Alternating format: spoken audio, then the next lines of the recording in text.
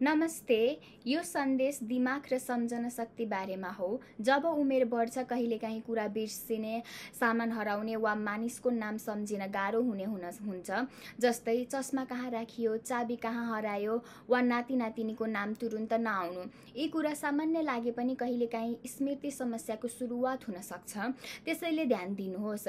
राम्रो खाना खानुहोस्, जस्तै तरकारी, दाल भात, फलफुल, हिँडडुल गर्नुहोस्, हल्का व्यायाम गर्नुहोस्, छिमेकीसँग कुरा गर्नुहोस्, समय समयमा आराम गरेर राम्रो निन्द्रा लिनुहोस्, परिवारसँग बसेर कुरा गर्नुहोस्, रमाइलो गर्नुहोस्।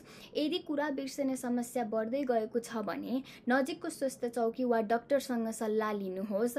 लाज मान्नुपर्ने होइन, सबैले यस्तो समस्या भोग्न सक्छन्। आफूलाई दोष नदिनुहोस्, परिवारसँग कुरा गर्नुहोस्, सहयोग माग्नुहोस्। धन्यवाद।